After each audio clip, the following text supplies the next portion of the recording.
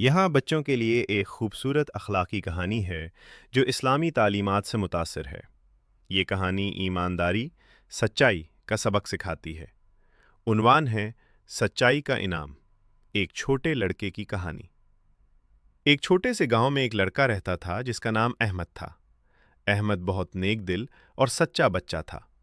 वो स्कूल जाता, नमाज पढ़ता और हमेशा सच बोलने की कोशिश करता। उसके दोस्त उसे कहते, अहमद थोड़ा झूठ भी बोल लिया करो, कोई बात नहीं। मगर अहमद जवाब देता, नबी सल्लल्लाहु अलैहि वसल्लम ने फरमाया है कि सच्चाई ईमान का हिस्सा है, झूठ से दिल में अंधेरा आ जाता है। एक दिन अहमद स्कूल से घर वापस आ रहा था। रास्ते में उसने जमीन पर एक चमकता हुआ सोना का सिक्का देखा। वो बहुत खुश हुआ और सोचा, वाह, अब मैं इससे कुछ अच्छी चीज खरीद लूंगा। लेकिन फिर उसने सोचा, ये सिक्का किसी का होगा। अगर मैं इसे रख लूं तो वो शख्स बहुत परेशान होगा।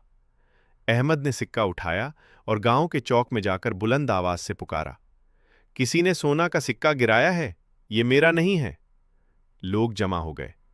एक बूढ़ा आदमी आगे आया और रोते हुए बोला, बेटा, ये मेरा सिक्का है।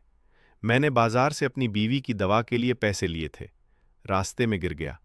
अगर ये ना मिलता तो मेरी बीवी की दवा ना हो पाती। अहमद ने फौरन सिक्का बूढ़े को दे दिया।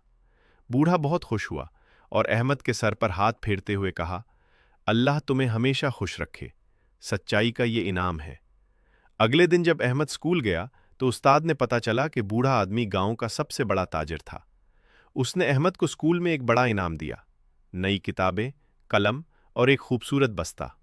उस्ताद ने सब बच्चों के सामने कहा, बच्चों देखो, सच्चाई हमेशा कामयाबी लाती है, झूठ आर्जी फायदा देता है, मगर सच्चाई अल्लाह का बरकत वाला रास्ता है।